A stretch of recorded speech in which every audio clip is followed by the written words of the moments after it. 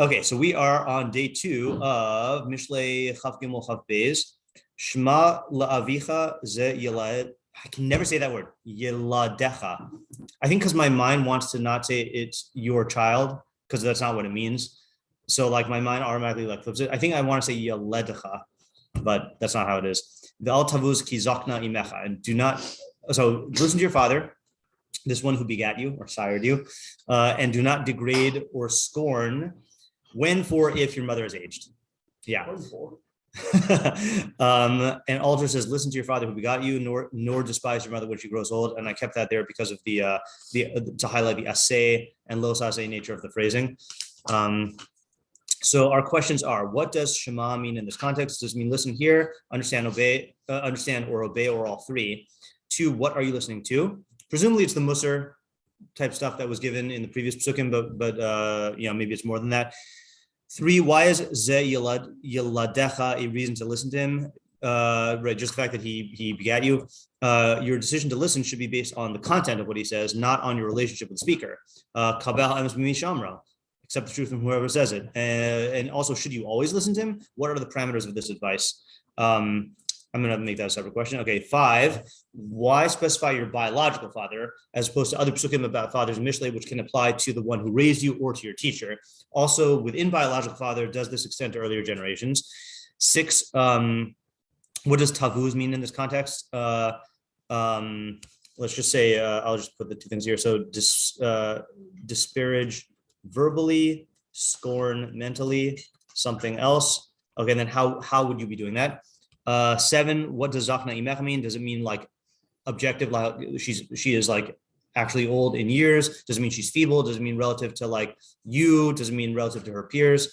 8, why would someone tavuz his mother, and how would her age be a factor? Alternatively, since the pasuk doesn't tell us the object of tavuz, which Ariel would refer to as Sean's way of learning the pasuk, perhaps this isn't talking about degrading your mother. Meaning, so the question then would be what or who is he being told not to degrade? And also, how would his mother's age factor in if it's not talking about her? Again, that's definitely not the shot reading, but it could still be a fruitful reading. 9, what's the relationship between the 2 halves of the pasuk? 10, why does it express the first half in the in lashon aseh and the second in lashon los aseh? 11, is there a reason why ze yeladecha, I said it right, is linked to Avicha and Zakna is linked to Imecha, given the fact that it could have swapped them? Should they be swapped? Did they apply to both? 12, what does it matter whether your parents are, does it matter whether your parents are tzaddikim or rishayim? 13, who's the audience? 14, what's the chiddush? In light of all the other pasukim about Mishlei, which urge you to listen to your father, especially in the local cluster, and why does this pasuk show up at this point in the cluster as opposed to showing up at the outset, which would be the logical place to tell you to listen to your father when he's about to say stuff? Although I guess your father can't be telling you that, right? It started off with your father talking, but whatever. 15, when is this advice meant to apply? Like at what age is your mother considered zakna, which I already asked, and what about that time period would make this relevant? And then 16, how, if at all, do we relate this to kibbud av aim and all of its philosophical ideas? Wow, so many questions. Yeah, here's just on the what is the finish? Would that be the same question as what the havamina, or is there a different interpretation? It's a good question. I mean, I think there's a Venn diagram, meaning that many times the chiddush is going to emerge because you have a havamina that needs to be like uprooted. But there are times when when there's not a hava amina and it's just bringing out a nuance. Like last night's pasuk was a new idea, but there was no hava amina. It was just like a new developmental idea, or it was an idea about developmental stages in Mishlei that like, I mean, maybe retroactively, like you could say like there's a havamina, but it wasn't a natural havamina. Yeah, it's a good methodology question. Okay, so let's just try to summarize the approaches we said yesterday. I know we said a lot, but I feel like there were 2 avenues. The first avenue was the more pshat-based avenue, like what David was suggesting, that there are natural causes which would make you rebellious or resistant to listening to your parents, and the evidence or the indicator that this is stemming from resistance or rebellion is, it could be the very fact that you have to be told to do this, but also tavuz, you're disparaging. If this is just, you don't find value in it, you wouldn't mock it or disparage it. So there's something going on under the surface. So this is advice to overcome that. And I suggested that there are 3 layers, is that there are people who don't even listen. And those people should be told, what's the harm in just listening? Like, is your resistance that much? Like, do you feel you're going to be harmed by listening? You feel like, there's something and it's funny how this manifests itself in different ways. Like there are people who like have such a resistance to listening to their parents. They're like, I'm not going to give them that, I'm not going to like give them the satisfaction of like me listening to that. That's in the realm of ego. Like that's not in the realm of like someone who like loves Musar, So at least listen to them. Okay, then stage 2 is once you're listening to them, there are people who listen with their ear but shut off their minds. So it's saying, no, you should like understand. And then the 3rd level is the highest level, which is there are times when even though your mind or your emotions go against what they're saying, you should obey them. And this gets now into like the reasoning behind this, which is that your parents, first of all, have wisdom that comes from age, especially if your mother's old, right? Like literally old. Secondly, there's the Koheles point, which is that things repeat themselves, and even though the forms might be different, the wisdom that applies to them could be the same. 3rd, your parents know you in a way that is different than how you know yourself, not necessarily better or worse, like on an ultimate level, but like they did watch you grow up. They also see themselves in you and know what they were like growing up, and you could be following similar patterns without your knowledge of it. And so there are reasons, and I'm sure that there are more than reasons than that, but there are reasons to listen to them and to think about what they say and to obey them, even when it doesn't seem like that. And lastly, is it saying you should always do this? Yeah, you should always listen to them, but even if it ends up being bad or wrong, it's a good default to go into, because in the long run, it's going to be good for you. Okay, so first of all, before, are there any other ideas in reviewing that I missed? Yeah, or that you want to add? I don't know. Oh, in reviewing it? In reviewing, or that you want to add to this approach? I don't want to go into the next approach yet. Yeah. That last point about the Shema, is it about listening? Yeah. Is that like, I think it helps that the Shema is very ambiguous. Yes. And in that sense, you can, at any point, you can still fulfill the pasuk of listening. Right. Of Shemaing, I should say. Yeah. And you have to make a judgment, about whether or not you're going to obey it. Right. It's a really good idea, but at least be open to listen. Correct. And I think that it is a good stylistic way to present it, because a person will hear this, no pun intended, and say, or they won't hear this. They'll hear the parent saying something, and they'll be like, I'm not going to follow that advice. But then they'll remember this pasuk and be like, oh, but maybe I should think into it more, or maybe I should like at least listen, Yeah. So like it'll, if you remember this, then you'll explore the other avenues. Yeah, Ali? Yeah. So I guess a question on that last method that you mentioned about obeying your parents, even if your mind and emotions don't line up with what you're saying. Wouldn't that lead to some degree of like almost subservience? Yes. To kind of lead to like open a gate of rebellion? So it's true that your rebellious emotions are not going to go away just because you're following this, and it could exacerbate it even more. And I think that's part of the challenge posed by this pasuk of the discipline of subordinating yourself to someone who has superior knowledge to you. And I think that's why I'll just mention again the example I gave yesterday, that the less emotionally resistant example of if you're learning a craft and you have an expert mentor, then you can much more easily say, okay, I'm just going to follow what this guy says because he's been doing this for 40 years. And like, I just started like last year.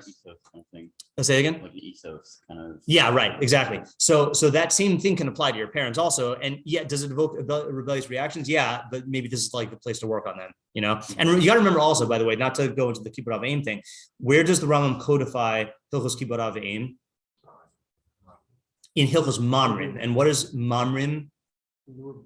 Rebels, the laws of rebels is where he puts it. Okay, so it's telling that he puts it there and not in, for example, Hilchos Deos, or like you could say from the Aseret Dibros thing that he could have put it in like stuff about like honoring God. No, he puts it in the laws of rebels. That your relationship to your parents is a venue to work on your inner rebelliousness, in general. So which again like links up to like the whole.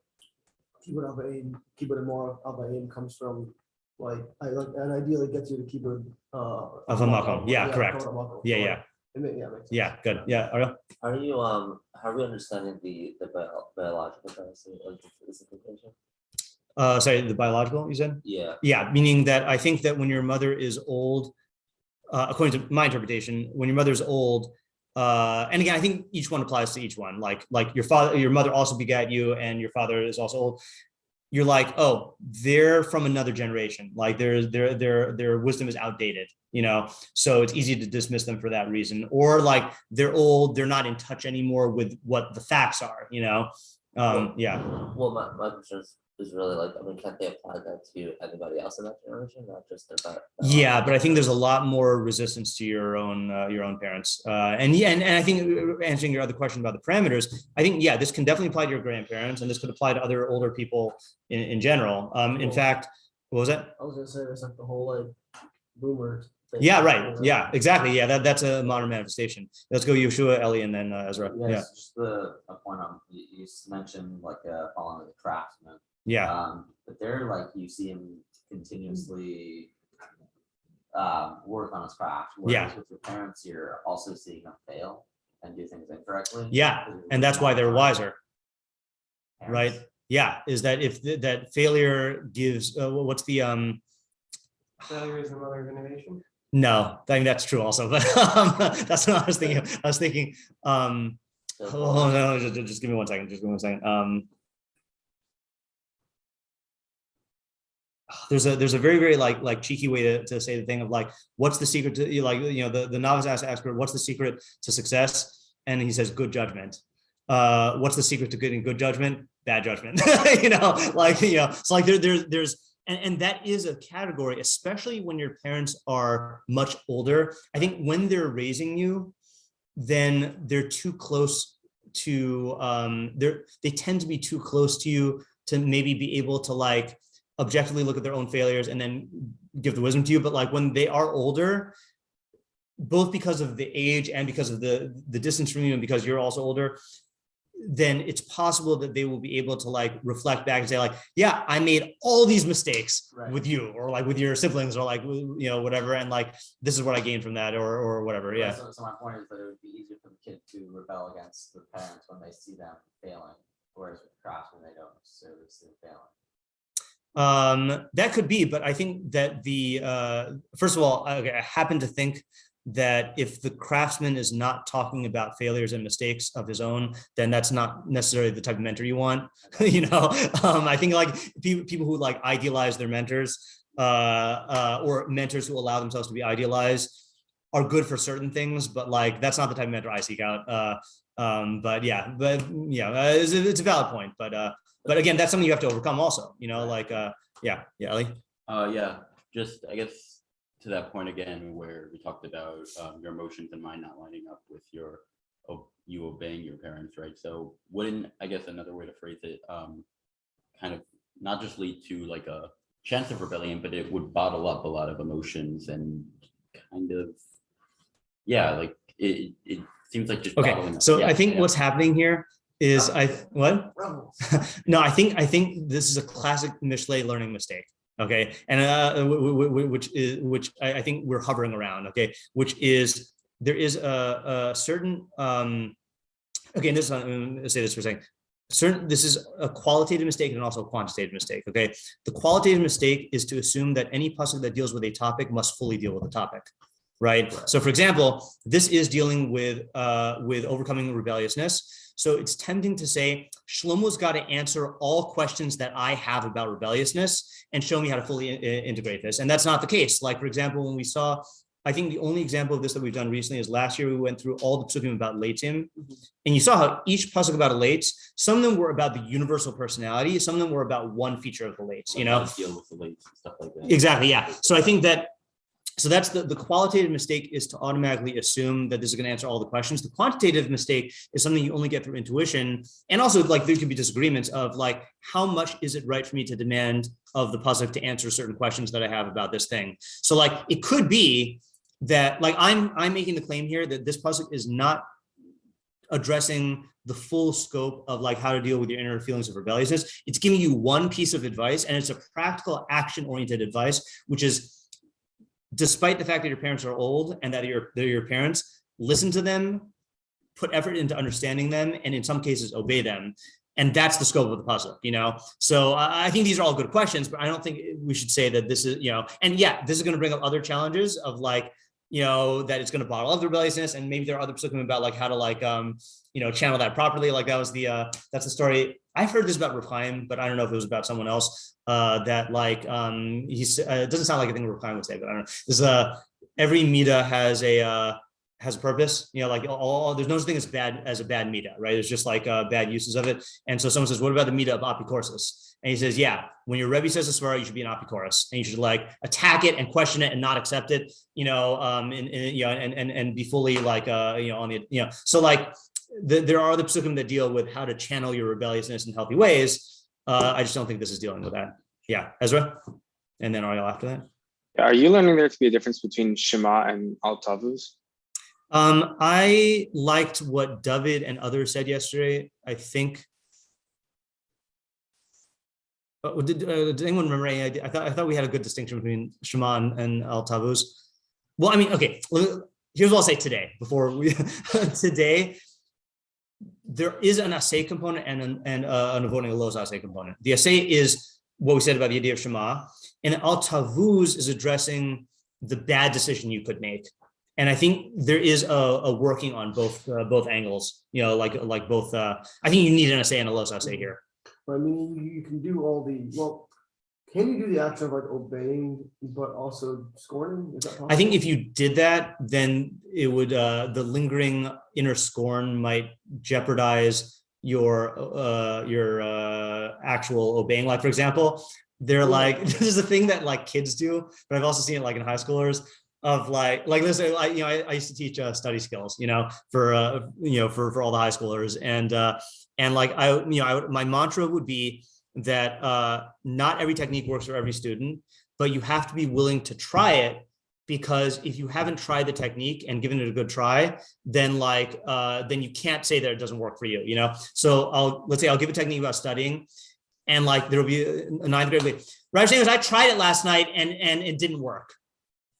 That's not trying it. Like trying it means like implementing it for a certain period of time, trying it like in other words, if you're going into it with the mentality that like, this is going to be useless, I'm just going to like do a token, like trying it, it's not going to really work. So I feel like that could happen with if you have this inner tavuz, or even an outer one. Like, let's say like you agree to obey what your parents say, and then you disparage your parent verbally to all of your friends. Mm-hmm.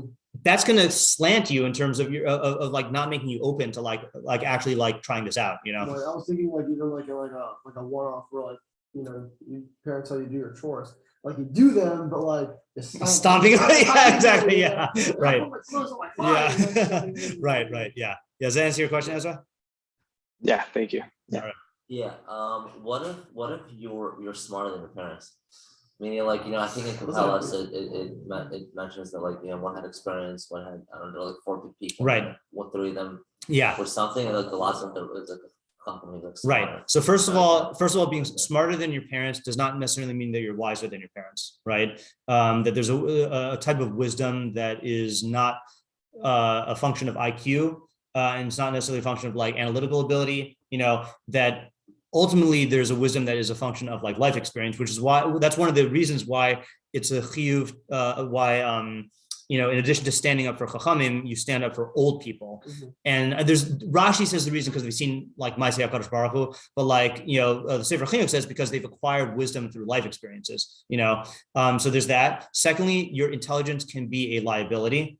Right, that's like a big theme throughout Mishlei and happened to Shlomo Melech himself. That the intelligence can make you prone to mistakes that someone who's not like a genius would not make. And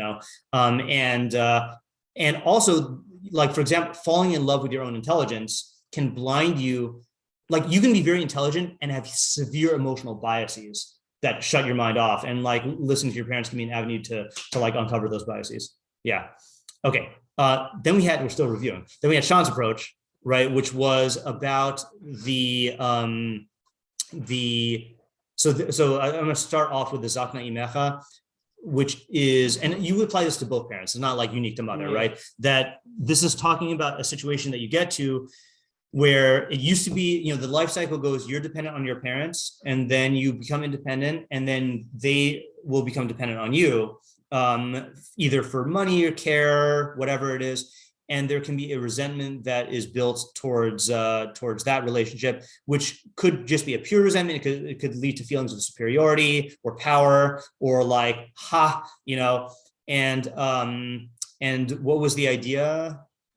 Yeah, so I actually want to refine that a little bit, right? Which is that there is this, you need to, right? The first part of the pasuk is showing you that you need to be listening and obeying what your parents are telling you, because they are the ones who created you. Right. And so there's a certain obligation that you have towards these people because they contributed to your existence. Right. And that you shouldn't view your existence as like, I'm a self-made person. Yeah. Right. And when your parents get to a certain stage where they're being dependent on you, right, so that can develop this resentment that you're going to then harbor towards them, which is going to attack this relationship. Right? And so you should not allow this resentment that you have that's being created by their dependency on you to undermine your responsibility and obligation. Okay, good. That's a good idea, and I want to supplement it, and I want to extend it. So this idea of hold on a second, Harry, right, and then like bring that into also like making it more analogous to or parallel to right. So God creates you, right, and then you're like, oh well, God created me, and now I can go roam free in the world, right? But no, you actually have obligations now that you need to be doing towards God, right? To say, right? And to ignore those realities and to be resentful towards that you have this obligation is a complete distortion. Okay. All right, correct. So I'm gonna lead before I comment on the specific ideas. I want to lead with this. So first of all, book recommendation. Do I have it here? Yeah. Plain Speaking, an oral biography of Harry S. Truman. So this is something we had to read in high school for Dr. Jones. And it's a great thing, a great biography. Truman was a very unique president in that he was a very ordinary person, had a lot of good mitos, and had to make huge world-changing decisions. And this biography was based on interviews with him. So it's just a good thing to read. But hold on just 1 second here. Was it this one or was it my Trump one? I think it was the Trump one. So he says. Hold on just 1 second. Yeah, here we go. Yeah, so Truman said, you see, the thing you have to remember when you get to be president, there are all those things, the honors, the 21 gun salutes, and all those things. You have to remember it isn't for you, it's for the presidency. And you've got to keep yourself separate from that in your mind. If you can't keep the two separate, yourself and the presidency, you're in all kinds of trouble. Okay. That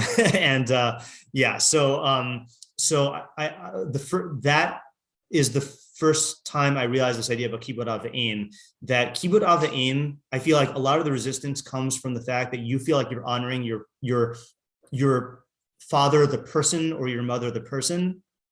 It's not about the person. It's about the position they occupy, that they are the cause of your existence. And the gut reaction is like, they don't deserve this kind of thing because of who they are, or they have bad mitos, or whatever the thing is.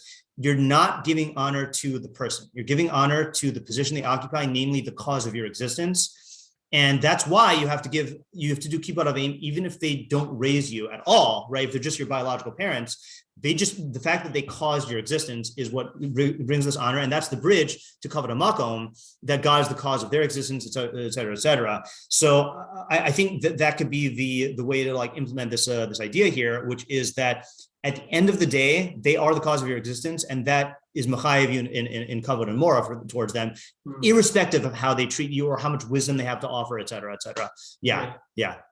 On that point, last year when we were doing the sugya, that's right, you did the sugya last year. I forgot about that. Yeah. We touched on a machloket rishonim about whether or not you have to honor your father. They're Russia, right? Yeah. So the fact that that's a machloket rishonim, lean towards this idea. Yeah, correct. Yeah. I've always wanted to explore that machlokus because I wonder what the side. I never looked into the issue. Rambam Tom says yes, and Rambam says no. I think. No, it's the opposite. It's the opposite? Okay. Yeah, the Yeah, Rambam- what's the I'll ask you afterwards what the reasoning is behind the side that says that you don't have to, because that side makes less sense to me. Yeah. But Well, yeah, yeah. The only time like explicitly that everyone agrees that you don't have to is when they're Machshavah Lab. interesting. Yeah, I don't want to get sucked into that, so given those interesting, so yeah. So let's now anything else we want to add to Sean's approach? I think that was a good refining though. Okay, so let's do some meforshim in the 20 minutes we had. This is a really rich pasuk. I don't know, I mean, all of Mishlei is like rich, but I feel like this, for some reason, this is striking me as like particularly fruitful. Okay, Mitzudas, what? Oh, okay. Oh man, I was actually hoping there'd be a rush here.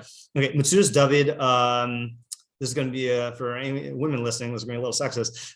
So Zeh Yaledecha, Rotzelamar Halo Zeh Yaledecha, Bavara Yachput B'Takanascha. So this is the one who begat you. Certainly, he wants to improve you.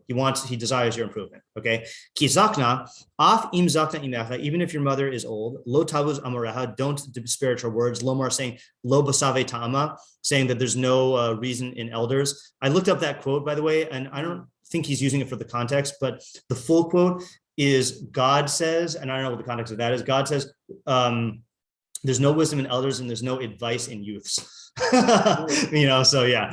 Afki derech nashim la, even though she has the way of women, laharbos amraim bli haskel, to say lots of stuff that has no intelligence. Okay, so that's the Mitzudas David. Okay, so he's emphasizing the fact that your father wants to improve you, and don't disparage your mother, even though she's old, and old people don't have might not have reason, and her statements might not have the intelligence. And then also do Rבינו Yona, who says something similar.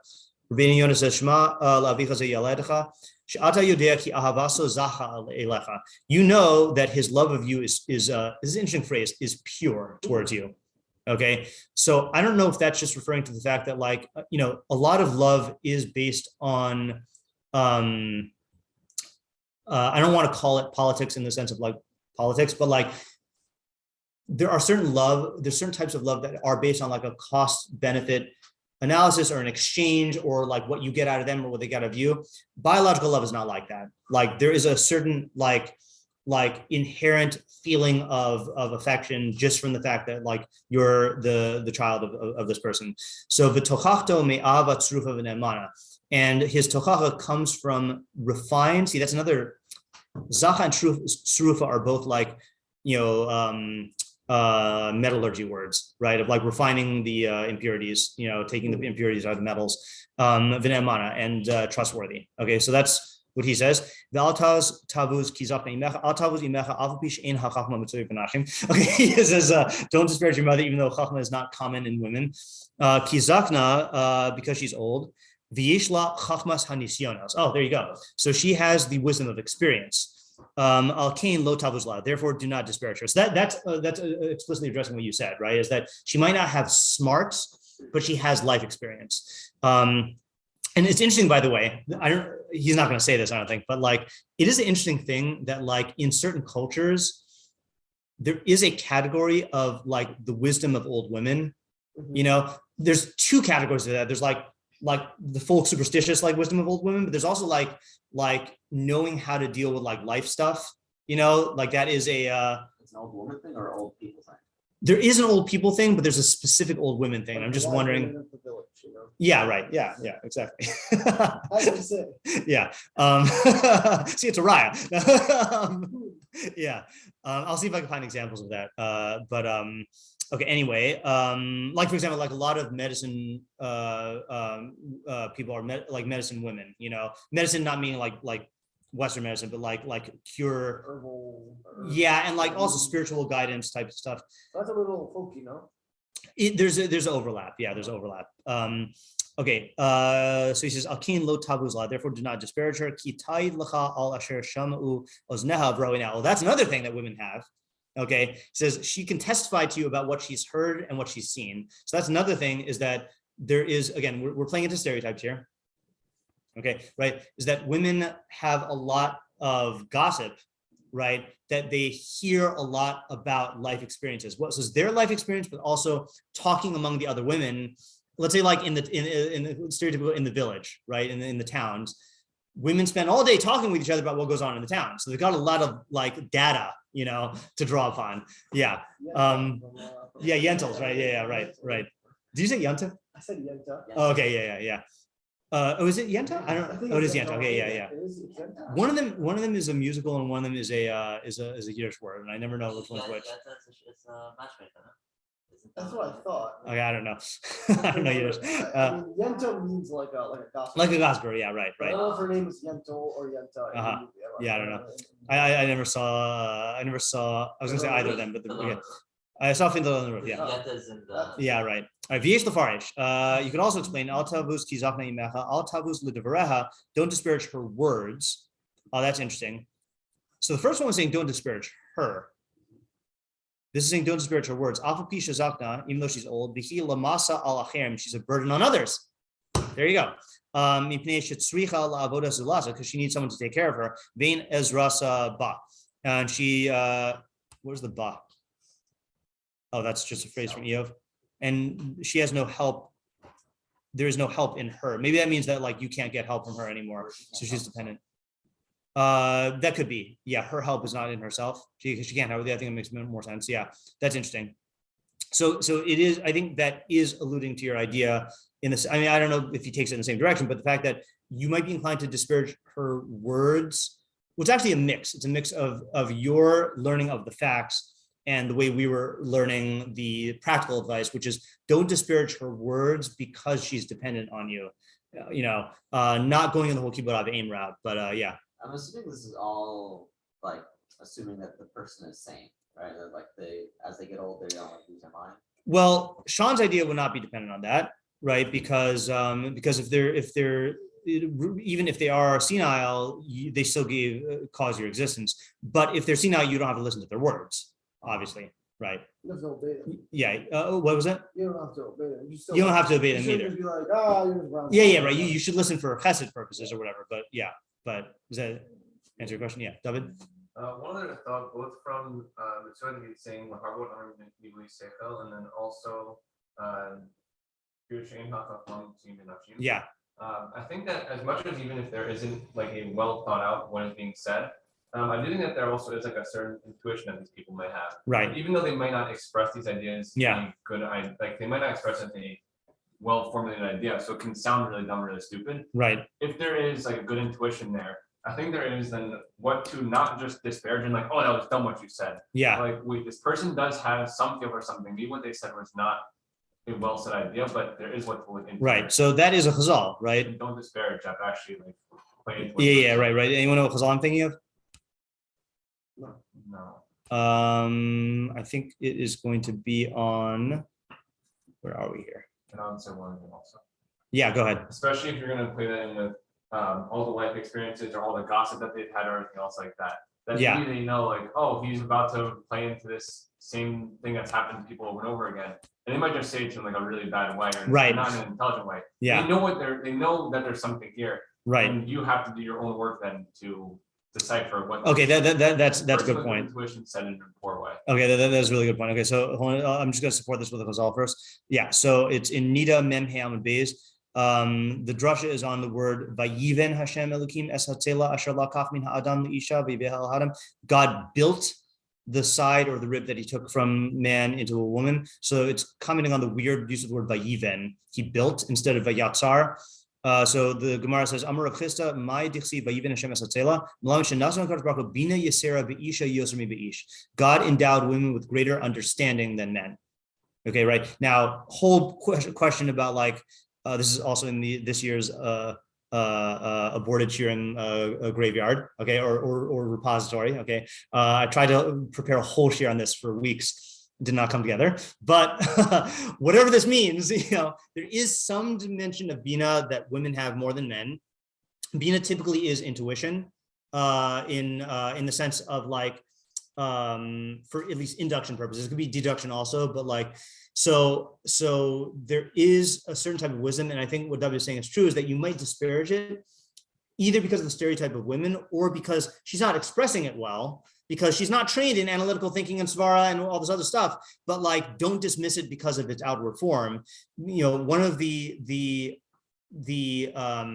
the hallmarks of a great chacham is the ability to listen to someone saying chachma in a very unrefined form and immediately see the idea that they're saying, like bring it out. Like you watch, Pesach and Rebbe do that, and it's like jaw-droppingly awesome to see like you're listening, you're like, oh, you're listening to someone like rambling on, and you're like, this person's not saying anything, and Pesach or Rebbe would just like bring out the idea from what they're saying. It's like an impressive thing. So you have to be able to do that, or willing to do that with women, despite them saying it in an unrefined form. Yeah.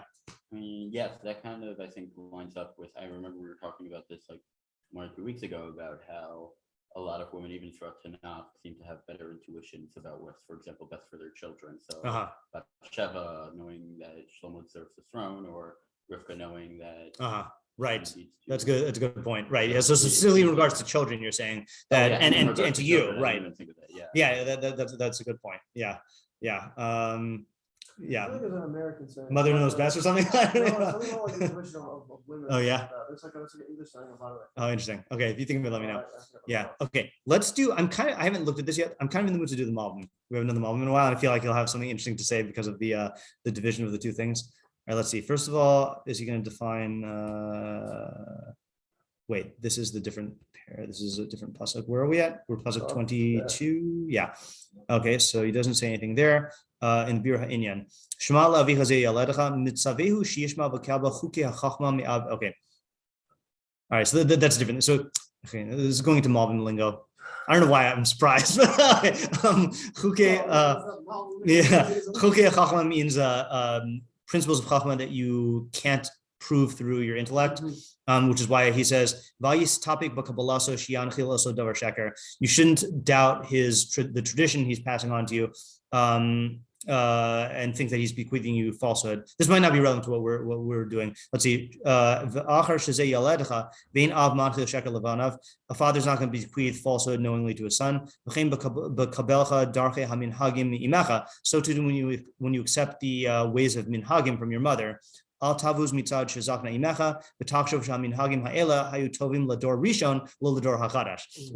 that these minhagim were good for the first generation, but not for this generation.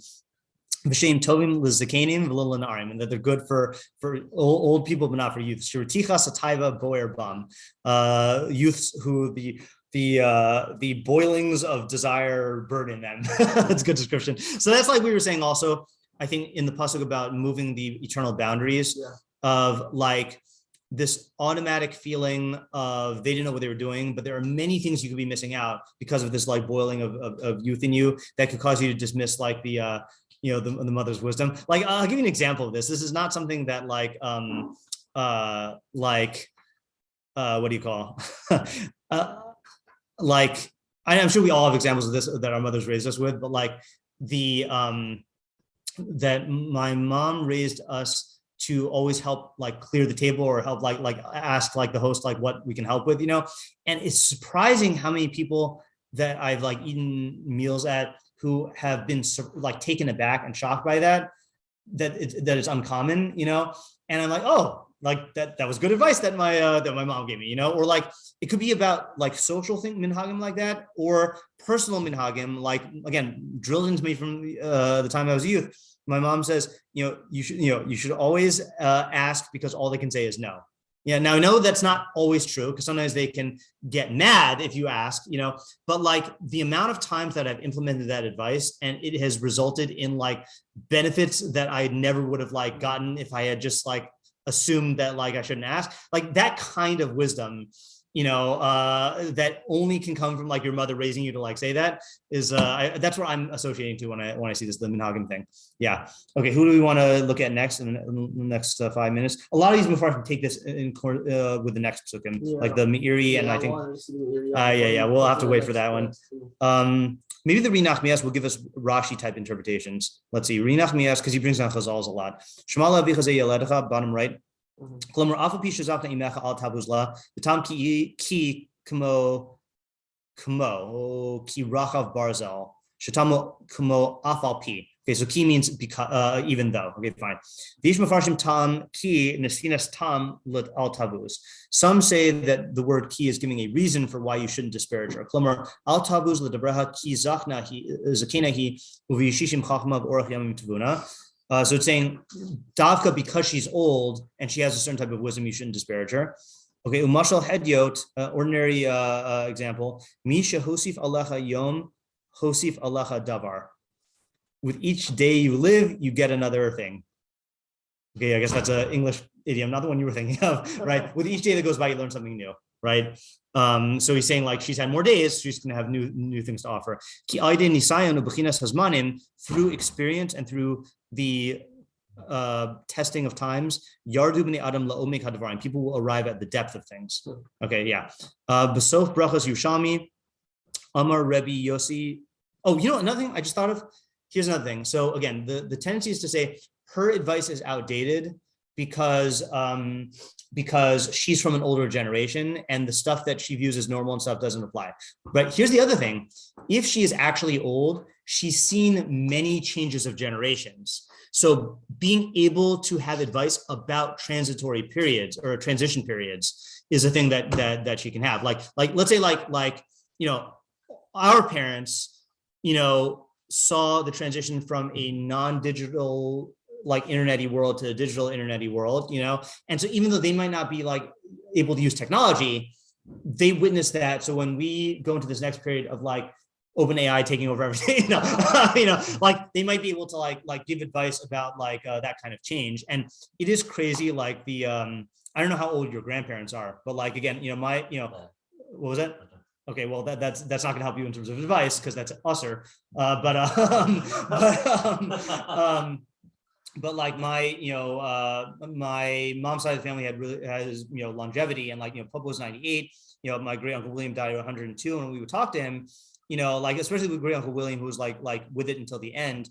When we would ask him questions, like when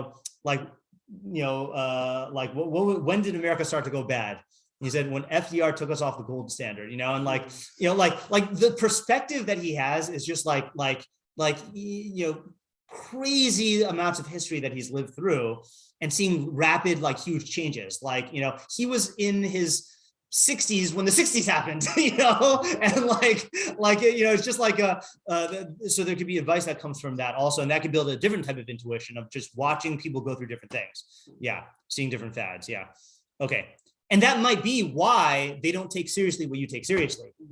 Like you might get excited about a whole new like TikTok or whatever, and like they might be like, okay, yeah, like I've seen these things come and go, don't get so excited, yeah. Okay, who else do we want to look at in the next 2 minutes? Oh, Yushalmi, thank you. Besof brachos Yushalmi, Amar Rabbi Yossi Barbun. That's one of my favorite names. I don't know why. Im nisyashnu divrei Torah beficha al tavaza lehem. V'chule. All right, we have to look at the actual Yushalmi because V'chule. All right, this is Yushalmi.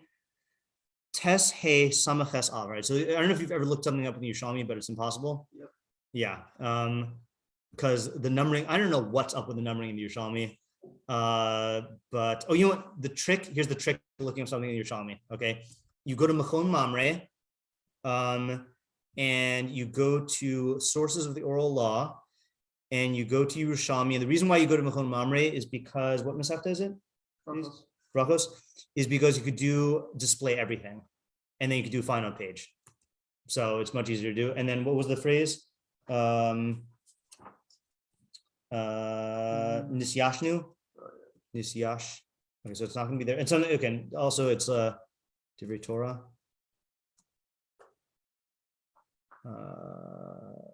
It might be different yourselves also. You might not find search Rabbi Yossi Barbun.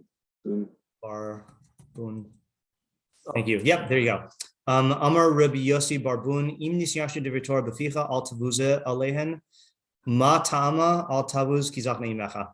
Okay, so that's all he says. Let me just now that we know where so samaches tes he.